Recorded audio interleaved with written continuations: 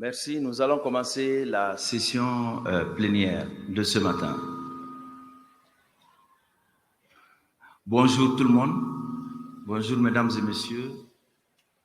Ce matin, j'ai le plaisir d'introduire Madame Safiatou Cham, médecin de santé publique, médecin de terrain, qui a gravi tous les échelons par rapport au domaine de la lutte contre le sida, qui a occupé des fonctions de politiques les plus élevées. Elle fut ministre de la Santé du Sénégal et actuellement, elle est secrétaire exécutif du Conseil national de lutte contre le sida au Sénégal. Mais elle a un parcours où elle a une vie associative, militante, engagée et pour la défense des droits humains. Safiatou, vous avez la... Venez nous rejoindre. Applaudissez quand même.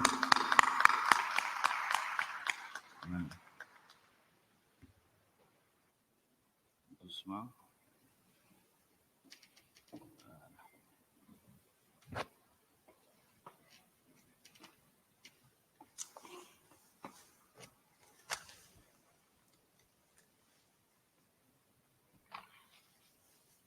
Merci beaucoup, Aliou.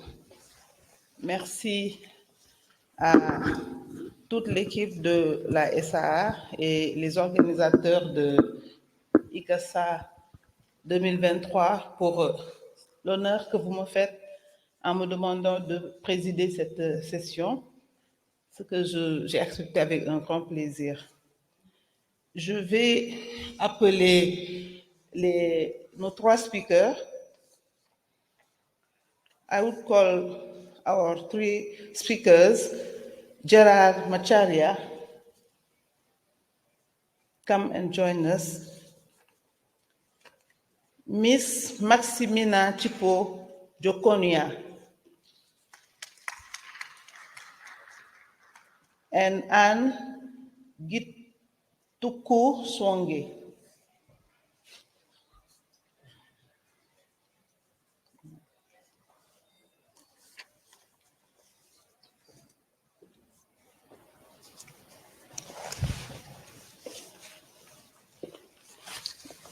Thank you. I will introduce our first speaker, Gerald Macharia. Mr. Gerald Macharia is Vice President, Regional Director of East and Southern Africa at the country director in Kenya for Clinton Health Access Initiative. He is a global health professional with more than 18 years experience working on global health issues across multiple countries. Gerard, you have 15 minutes to introduce your presentation on delivery and access to innovative biomedical interventions, remove barriers, and build capacity in Africa, prevention, diagnostics, therapeutics, and adherence. You have the floor. Thank you. Merci beaucoup, Madame. Speak from here.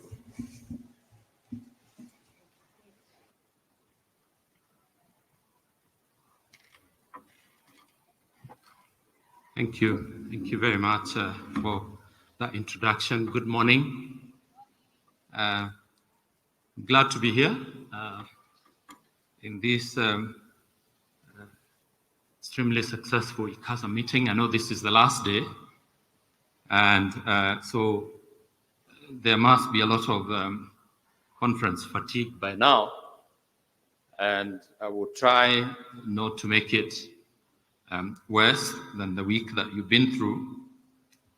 But all the same, I hope you have had a good week, and it's good to see all of us here, and especially those of us who have been operating in this space for nearly 20 years now, or more than 20 years for that matter, and all the issues that we have faced. So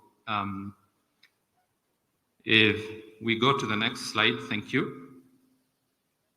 And just to remind ourselves about the theme that we have here. And why we're talking about removing barriers and building capacity on the continent, but also addressing inequalities and accelerating inclusion and innovation. And up there, if you look at where we've come from, for 20 years, and I don't want to take you through the numbers, you can see them for yourself, but we've had tremendous success in managing HIV as we know it today. And when you have 89% of people living with HIV on the continent accessing treatment, and 93% of them achieving a level of viral suppression, then you know that there's some work that we have done, some really good work, and we can pat ourselves on the back as far as that is concerned. But we still have issues that we need to resolve. Leaving children behind because we've left them behind, and closing the gender gap, closing the gap on regional inequalities, but also managing those who are failing treatment in a much better way, and of course having to deal with adherence issues the way we know them. Next slide, please. Now, if we come back to where we are on pediatric HIV, and it's still not clear why we're failing children, and it is scary when you look at some of the data that you can see on the screen. That we still have new infections coming more heavily from our children. A large number of them missing out on early infant diagnosis.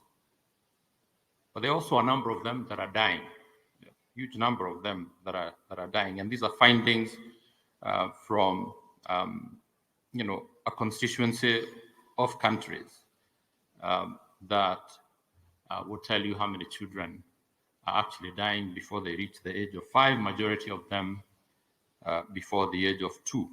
Next slide, please.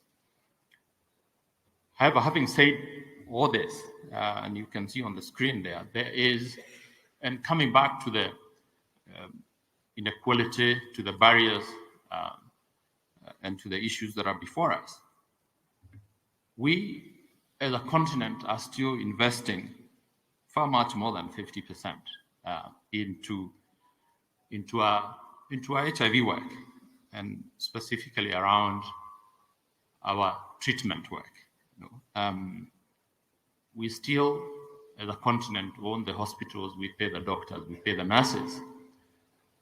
We own the infrastructure that delivers treatment. And the help that we get from outside the continent is, as you can see it, there on the bar.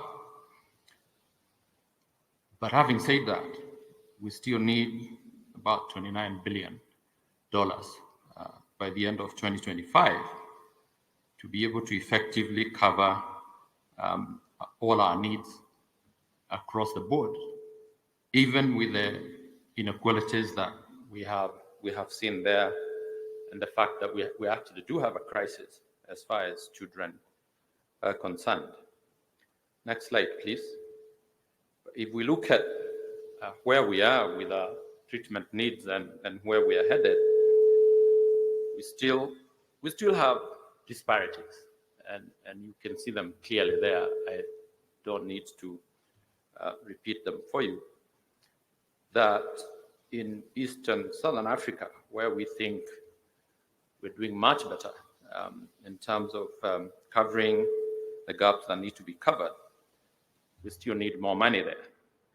In West and Central Africa, we need less money, but we have equally poor coverage there, and the gaps that need to be covered there, and the barriers that lie in the way of us being able to cover those gaps as much as you can see there. So our colleagues in Western Central Africa, especially critical on the children's side, but at the same time, we're not covering treatment the way we need to cover it, and we still have that 24% funding gap that we need to cover in order to meet our 2025 resource target. But at the same time, when you have 660 new infections per year in the two regions combined, and with over 50% mortality, you're looking at a caseload of an additional 4.6 million people by 2030 if we don't up our game on controlling infections. That's not a good place to be as a continent. But in both regions, when you cut across East Africa, Southern Africa, we still have large gaps and huge inequalities there that we need to get over. Next slide. And so it's now coming back to saying, what is it that we need to come back and start doing? And there are some options I've thrown out there, but to agree that we need to change this game and the way we are playing it. Surge testing, which is something that we've tried in a number of our countries, just going deep, especially in those children who are missing early infant diagnosis, and looking for the biggest killers while still retaining optimal treatment regimens that we have. And then, of course, going on to close the tap on new infections, knowing that our biomedical choices are now as optimal as can ever be. The dolutegravir-based medicine that pretty much the entire continent is on is optimal medicine, and so are all the pediatric formulations that we've had to work with. They are still optimal solutions on the biomedical side. We're even getting better and better at in the testing space, whether it is innovative approaches in self-testing, and whether it is basically the charging down of point-of-care diagnostics, which is as innovative as you've seen this week from the various players who have been here and who have demonstrated what is possible at the nearest point of care where our clients are as possible, and moving on to slowly starting to innovatively put both care and treatment into the hands of our clients and creating less dependency on a health system that sometimes comes across as underinvested or suffering from a resource drain because of other economic priorities that as a continent we are suffering from. So having said that, and having looked at all those gaps, it is very clear that there is great advancement in the biomedical space in terms of the choice of therapies that we have, the choice of diagnostics that we have, the technology that is coming in, the closer we are getting to putting care and treatment in the hands of our clients. That there's no question there. But these inequalities still exist. So there are other things that are broken that we need to fix in order to be able to remove these inequalities, to clear these barriers, and to be able to balance out what are clear discrepancies between efforts in different regions and how clear those discrepancies and those disparities are, and the work that is left for us to do, not to mention the resource gap that I have indicated earlier that we need to cover. Next slide. And this is my last one. I'm sure I'm far behind my 15 minutes. which is good. I was trying to be as precise as possible. So a couple of things that we need to come back to as a continent and think about. If we're investing just above 50% of the resources that are needed, we are still buying a very, very small amount of medicines from the continent compared to what we're getting from outside the continent. And it's nowhere near 10%. And one of the things that we need to do as a continent is come back and say, what can we make locally? And this is because, for two reasons. One, so that we don't miss the innovations bus as it moves. Two, that we keep resources within the continent. We don't take them out. And three, the economic angle that is clearly apparent, that you're putting in, the $29 billion that I spoke about into the continent instead of taking it out. There are huge, huge economic benefits that are attached to that we definitely need to think about. And obviously, it goes without saying from my experiences with COVID about supply chain security and having our own products within the continent, made and supplied within the continent. Then we don't have to depend on other people's supply chains that increase our vulnerability as a continent, even as we're battling with these inequalities and with these imbalances that we've seen in my earlier comments. But it's also coming back to embracing innovations and asking, we shouldn't be missing the train of innovation as a continent, whether it is, quickly taking up long-acting, both preventive and care therapy, and saying that if all these innovative approaches are putting care and treatment in the hands of our clients, then we can't be lagging behind that. And as a continent, we should be asking if there are novel therapies and novel diagnostics available in the West. We shouldn't be waiting 10 years, 15 years to adopt those. We should be first on the line to say we're carrying the entire globe's burden on HIV. There's no reason why we shouldn't be the first to embrace these new technologies, and especially when they come with efficiency, effectiveness, when they put care and treatment in the hands of our clients. Try to conclude, sir. How many minutes?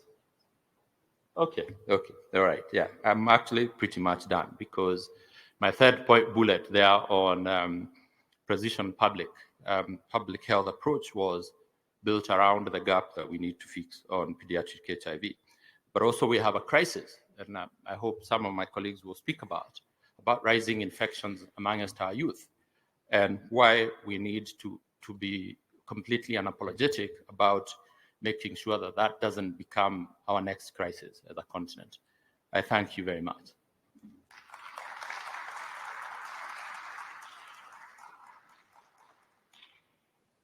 Thank you, Mr. Macharia. I'm happy to introduce now Anne Githuku-Shongwe. She is UN's Regional Director for East and South Africa. Mrs. Shongwe joins the UNAIDS program as the Director, Regional Support Team, East and South Africa, based in Johannesburg, Republic of South Africa. She brings to her role 20 years of experience as a senior international development professional, including with the UNAIDS across Africa and management consulting in the USA. Anne, you have the floor for 15 minutes. Okay, thank you so much. and good morning to the very, very brave soldiers who've stayed throughout to be here today, this morning. Very impressive. Let me start by saying something about what Gerald was saying and just giving you a pitch.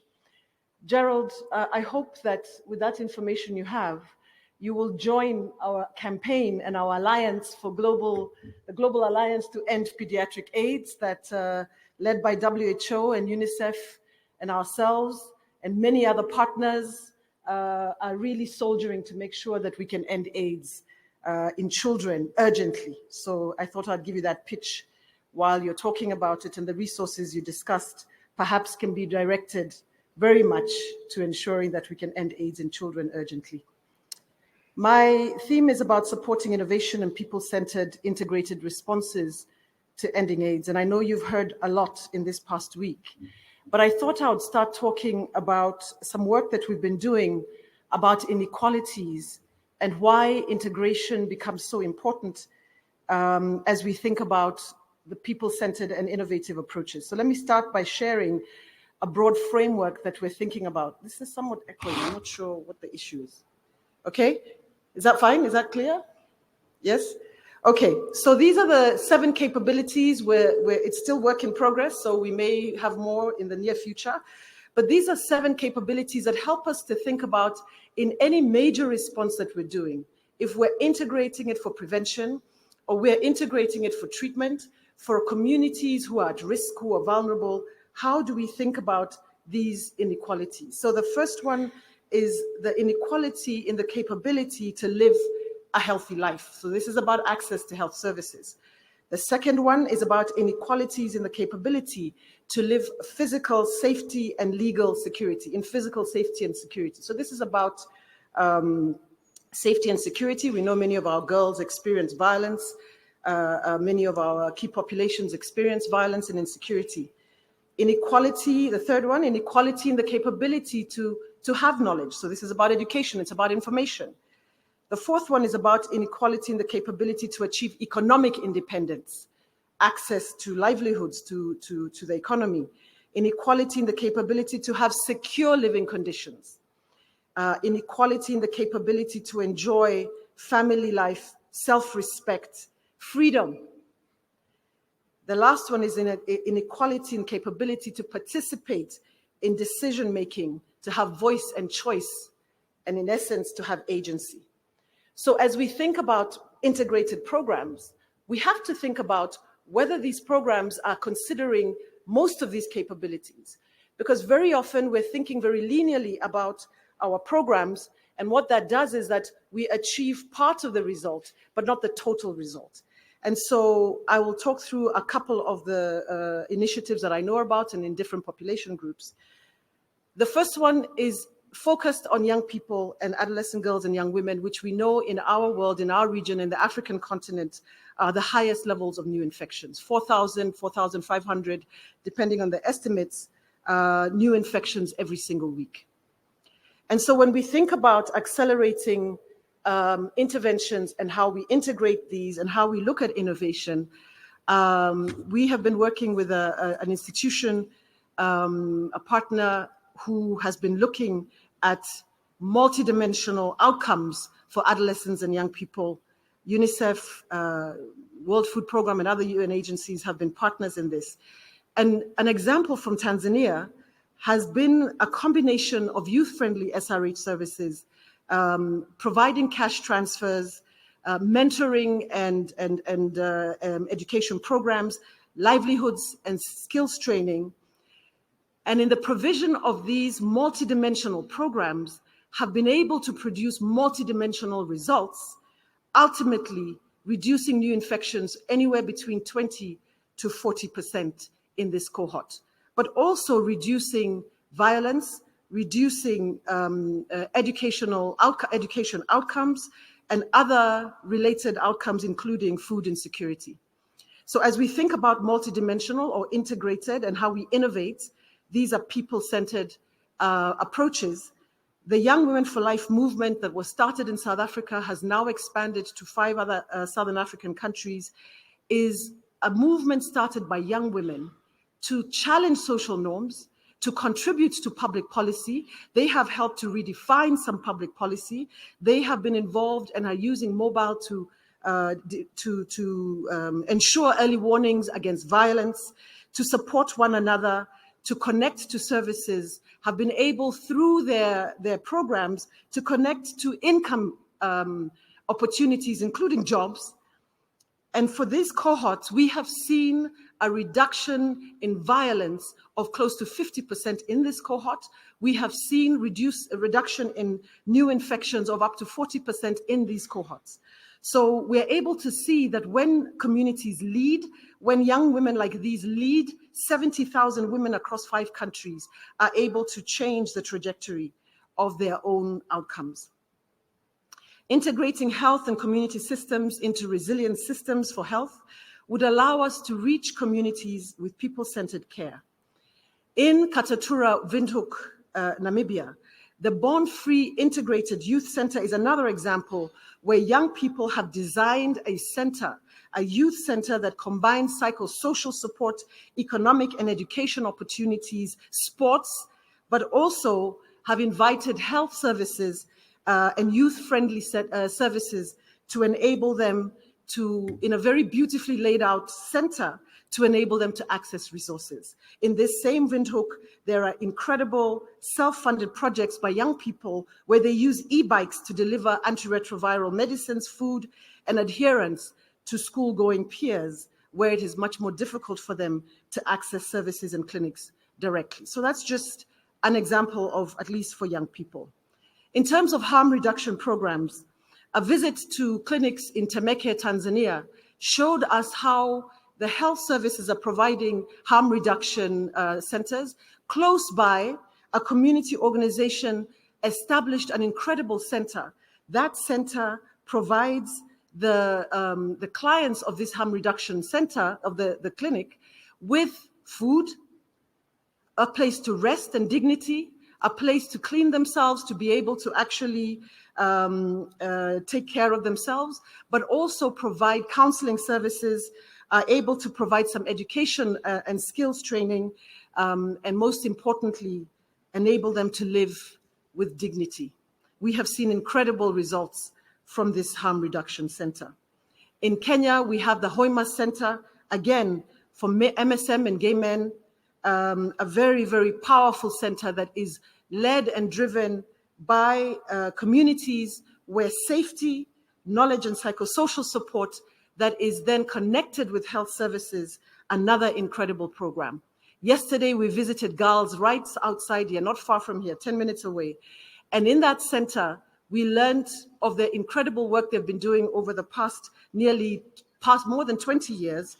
Again, a center that combines health services with counseling services, with education knowledge, but also places where they're able to do community outreach to bring on more and more communities there. We visited a sex work clinic in Vic Falls in this past weekend.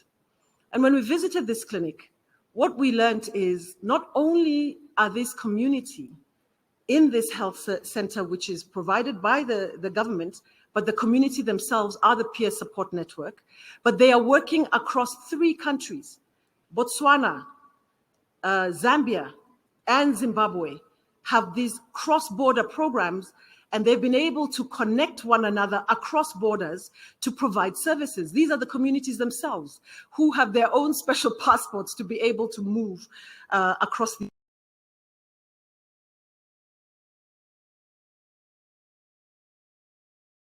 monitoring. There's been lots of talks about community-led monitoring. In South Africa, the Richidze model is a very, very well-documented model.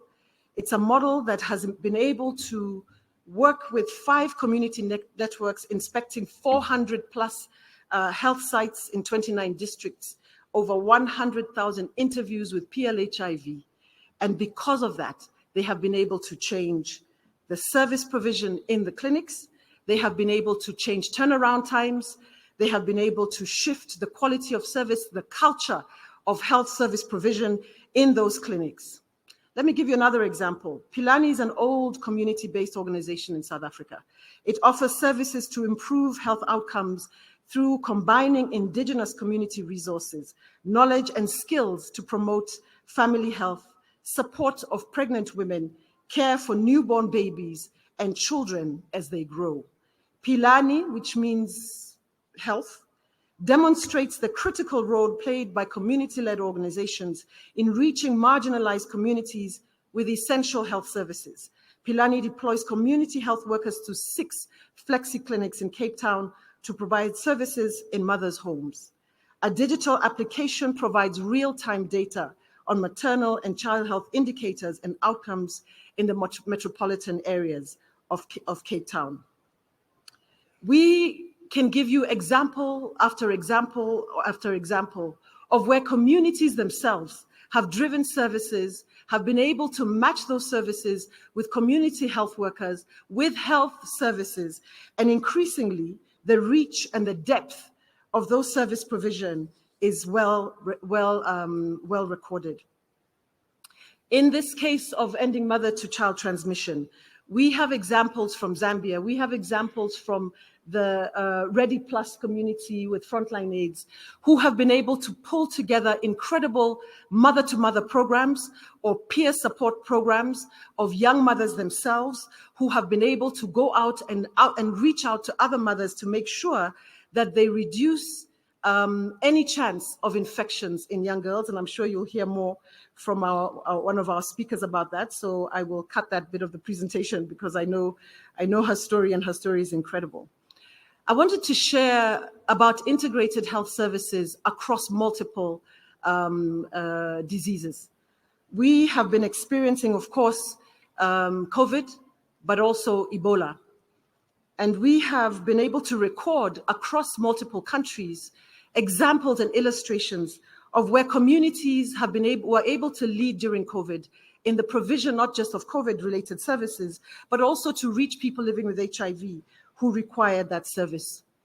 In Uganda recently, there was an Ebola outbreak, and it was communities who had been working on HIV who were able to go and provide extra support to communities to understand exactly how to prevent the spread of Ebola. So if I return to the 7 capabilities I start with as I conclude, what is clear is that integrated services require that we're paying attention to not just a single intervention. We say often that while PrEP is powerful for adolescents and young people, while PrEP is powerful for key populations, PrEP alone is not enough. The wraparound services are critical, but those wraparound services happen because communities lead in those provision of services. And so as we think about all these capabilities, whether it's the livelihoods or the agency itself, or it's the education and knowledge and information, how we structure our integrated programs and look at how the innovations that are coming through science, or innovations with technology, or innovations in how services are provided. The innovations in integrated services need to pay attention to what the appropriate mix of services are.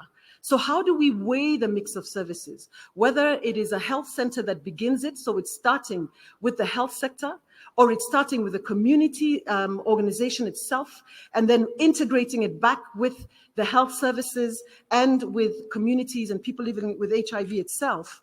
The mix, appropriate mix of health and non-health-based community-led interventions are what we need to really define what, Gerald, you were discussing as precision interventions. And so with that, I just want to say that the theme of our World AIDS Day, Let Communities Lead, is not a hollow rallying call. It is one that we have seen significant results. It is one that we are defining indicators that can help us to really precisely be able to ensure that we're reaching communities where the specific highest levels of vulnerability are. so that we're not doing this everywhere, but we're targeting the communities in the specific regions. Country by country, we're beginning to cut it down to where in a particular district we have a community. And in this country, in Zimbabwe, as I conclude, we learned of a particular community. I won't name it because I don't know what the politics of it are, but there is a particular community where we've been advised that because of some of the traditional and cultural practices, the prevention issues are the most complex in that area. Thank you. And so as we've heard from traditional leaders, as we've heard from our religious leaders, it's the integration of these community services, of these communities themselves with the health services that will make the difference. So how we integrate them and the mix will make the difference. Thank you. Thank you, Anne. Very interesting experiences shared on integrated people-centered experience to end AIDS. Now move to Miss Maximina Chipo Jokonya.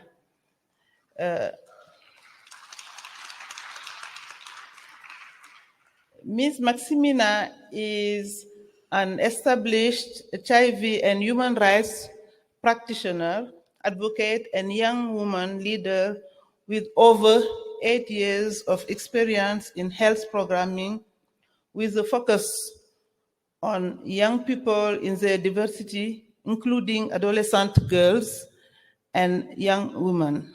Thank you so much. Gender equality and women's empowerment, sexual reproductive health and rights, youth development and leadership. She will develop how to address the HIV prevention crisis on young people. Thank you. You have the floor. Thank you very much. Good morning, everyone. Good morning, everyone. Yes, thank you so much for this wonderful opportunity. Like the speaker said, my name is Maximina Jokonya. I'm working with Global Network of Young People Living with HIV as the Interim Executive Director. So today I'm here and privileged to then be really representing communities in really talking about we are still getting HIV. Why is it so? And what are some of the barriers and challenges that we have seen? And what are some of the solutions that we can discuss today, especially when looking at the services and tools for women, girls, and gender diverse communities? Thank you so much for being here today. Next slide, please. So I've prepared for you a beautiful, colorful slide because we are young people. This is how we also present ourselves. So in terms of why are we still getting HIV? I was very much deliberate in terms of leaving the statistics behind because I know my two speakers will speak about statistics. But we can all agree in terms of the statistics that have been shared even over the course of the week, that the HIV prevalence rate and also infection rates are very alarming, especially when looking at women in our diversities, but more particularly for young women in sub-Saharan Africa, where we are seeing each week, we are continuously being infected by HIV. So what are some of the challenges that we can look at? And we can all agree that in the last decade, especially in sub-Saharan Africa, we have made and seen a lot of progressive lawmaking, some different policies that we've put in place, different guidelines in terms of how we can combat HIV. But the problem has always been in implementing these laws, in practicing these laws, and how they can really matter for women, girls, and gender diverse communities. So as a result of this, and due to the momentum that we have seen in terms of the anti-rights movements, anti-gender movements, we also start to see a regression in these laws that we've put in place. We are starting to see a regression in terms of the policies as well as the sentiments around them. Some of the challenges also come to the anti-rights rhetoric that we have been talking about, the criminalization, stigma and discrimination that we've experienced really prevents us as communities in accessing life-saving services that we do need due to some of the safety concerns. It makes community outreach that we have been talking about in the previous presentation more difficult because it is more challenging and sometimes dangerous for us as civil societies for us to offer these services, and also especially when working with our key populations. So as I continue, next slide, please. We have also seen one of the bigger challenge being the political will or a lack of it from the government, from those that are implementing services, and those that have the role of taking care of the communities in committing to some of these preventions strategies, some of the interventions that we have seen working, and making sure that we have support as women, girls, and gender diverse communities. One of the key elements that we have seen, which is the root cause, is gender inequalities. Gender inequalities, including structural barriers and intersectionalities, continue to be the key driver of HIV prevalence amongst our populations as women in our diversities. Another component is that we are in a world where we have become very comfortable with everything that is happening around us, and no one is really willing to talk about it.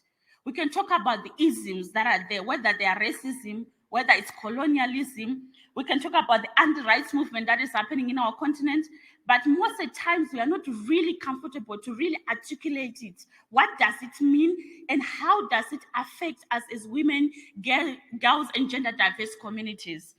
We can talk about the red-taped funding that we have seen that is not flexible for us to win this HIV response, especially when looking at HIV prevention.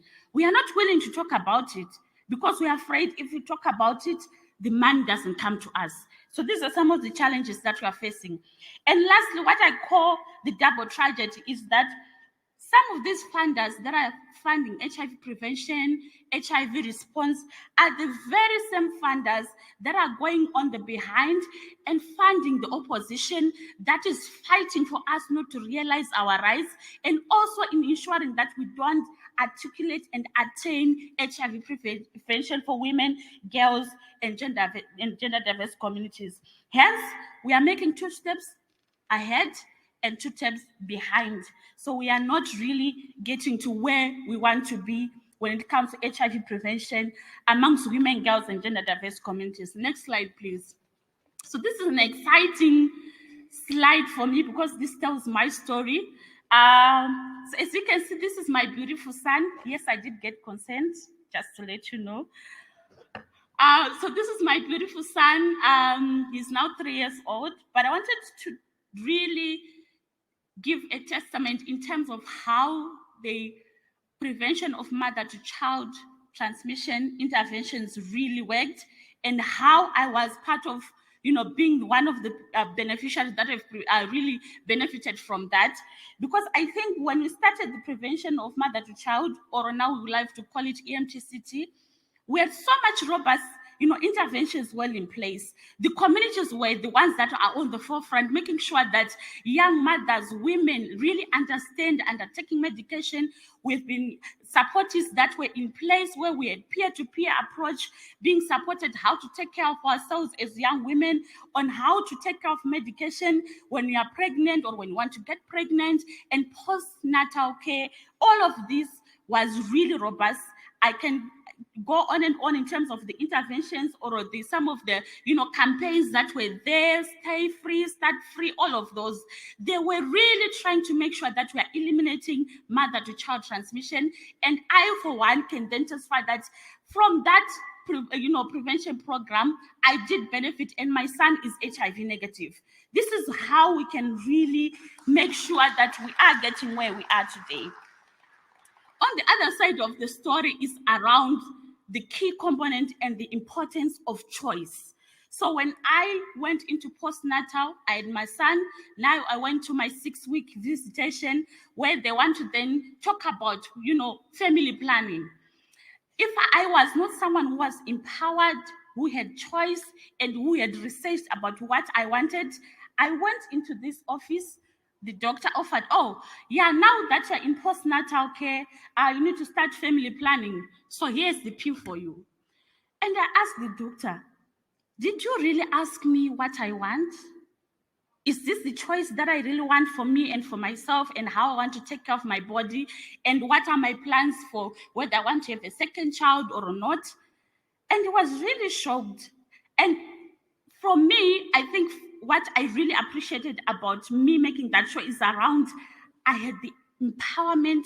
I knew the information that I had that is around there, and I knew even what family planning should I take that doesn't interact with my ARVs. This all I researched, and I was at a point of being empowered and having a choice and having a privilege to actually make a decision on myself. So you can now imagine, and this is a great segue to my next slide, where we are talking about importance of choice. The previous slide, please. The importance of choice. So why is it important that women, gender diverse communities, and girls should have choice? Choice means more protection. Previous slide. Thank you very much. Yes. So more choice means more protection for women, girls, and gender diverse communities. This enables us to take control of our bodies, of our rights, of our choice and our health. We are in control. Choice means we have more options. What do you want to choose from? What works for us in our individuality? Secondly, the importance of choice fosters autonomy and self-empowerment. I'm not relying on someone to make a choice on my behalf, but I have the information and I'm able to really decide what I want when it comes to my body. But sometimes we need to then realize lifetime needs do change. Sometimes I need something that is an option that is temporary. Sometimes I need a long-term option. Hence, we need to offer that there should be what I call a purse that is full of choices, that if I dip into my purse as a woman, as a girl, and as a gender diverse community, I'm able to take up what I want, whether it's a lipstick, whether it's a lip gloss, or in terms of the methods of HIV prevention that we need in our diversities. Lastly, in this slide, women in our diversity. We are in our diversities. We are not a one cohort. We are not a one size fits all. So when we're designing and when you're coming up with interventions when it comes to HIV prevention, you need to recognize that we are individuals with different needs, with different priorities, in different spaces, in different contexts. What works for me doesn't work for the next girl that is in the most rural areas, sometimes doesn't have access. So we need to consider the importance of choice and how we make sure that these technologies and prevention services are available for our women and gender diverse communities. So in the next slide, I wanted to dig more into what are some of the prevention tools and technologies that we know, or some that are still available, but what are the same challenges that we are still facing. So we know that time and time again, the existing tools are very important. We have the male and female condoms that have proven to really work in HIV prevention. I think we can all really attain to this. Over the years, we have seen the condom prevention methods really working, especially in high levels. They have high levels of protection, and we have managed to reduce the HIV infections amongst our populations. We have seen how peer-to-peer support has also been central in making sure that some of these existing and new technologies to be efficient and working. Hence, we need to continue to do the same. But what are some of the new technologies that we've been seeing? And my previous speakers has already talked about, the daily oral PrEP that is available. And we know that with daily oral PrEP, it's very efficient. It provides almost 100% protection against HIV when taken correctly. We need to make sure that it's taken correctly, otherwise it will not work for us. But however, despite oral PrEP being approved, it's in the guidelines, whether it's WHO or our national guidelines, there's still a patchy area when it comes to implementation of oral PrEP. Can you go to conclusion, please?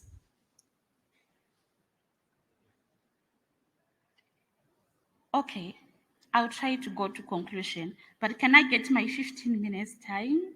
since I am community, thank you very much.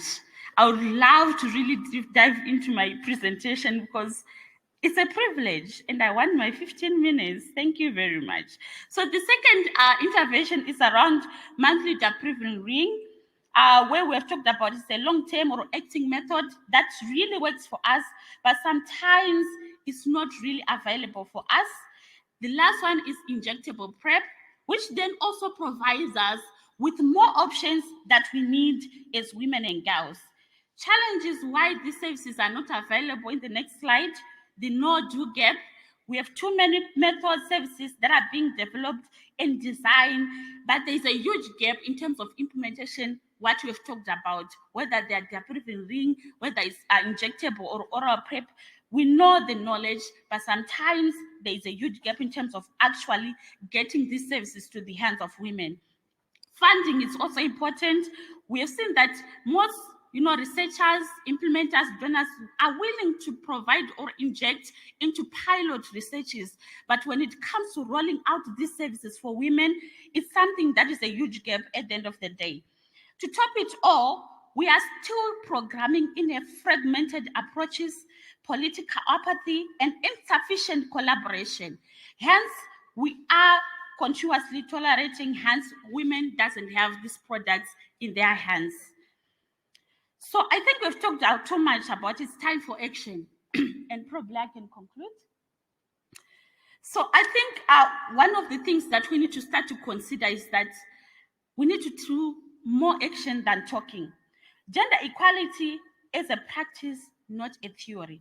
We need to start talking about and making sure that we have gender transformative approach and programming in all the interventions that are being implemented. We need to start becoming uncomfortable about being comfortable. Let's talk about the key issues that really matter, whether they are isms, whether they are gender inequalities, all of those. And we need to make sure that there is commitment for domestic funding, which we seem not to want to talk about.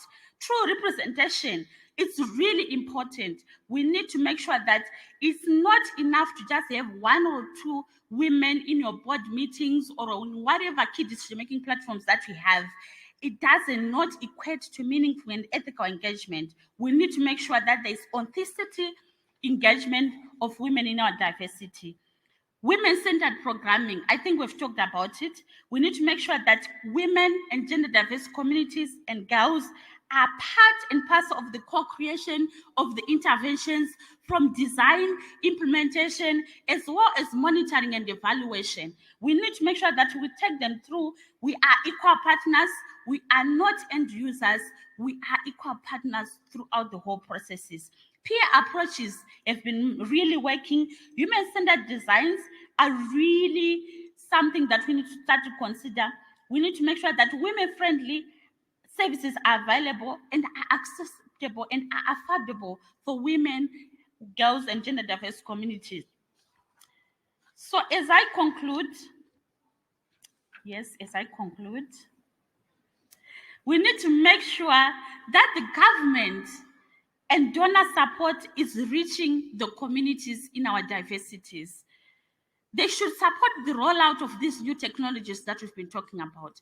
The government should not be shy away to take up some of these really well-documented research with good results and put them into practice, invest in them, and making sure that the communities are really benefiting from this.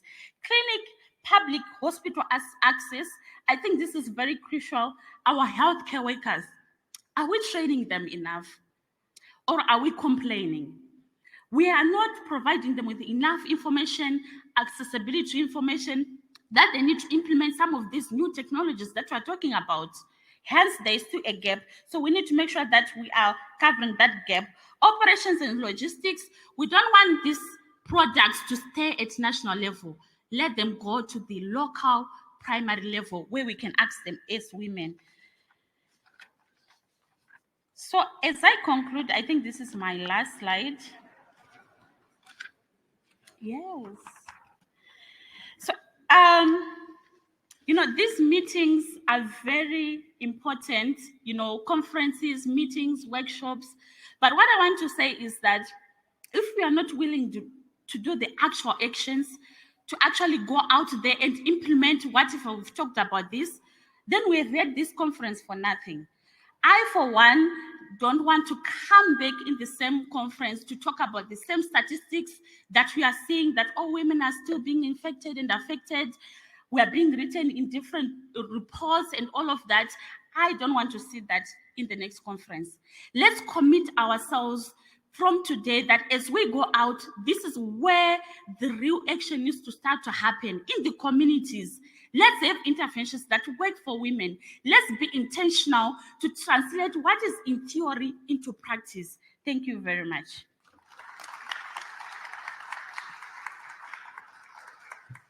Merci beaucoup, Miss Maximina Chipo. C'était important d'écouter les jeunes nous dire vraiment comment adresser cette crise de la prévention et aussi les nouvelles infections qui reviennent chez les jeunes. Je pense que c'est pour ça que nous avons tous été indulgents. Alors, merci. En tout cas, il me reste juste à remercier tous les speakers, Miss Chipo, Gerald Macharia and Mrs. Chongwe. Merci pour vos interventions. Alors, je retourne la parole à notre MC de ce matin, secrétaire général de SAA. Merci à tous. Merci à tous. Les speakers sont invités pour la salle de conférence. Nous vous demandons d'aller regagner les salles pour la continuité des satellites. Mais à midi 5, nous allons commencer la cérémonie de clôture ici. Donc, on demande à tout le monde, si possible, d'être là à midi. Je vous remercie. À tout à l'heure.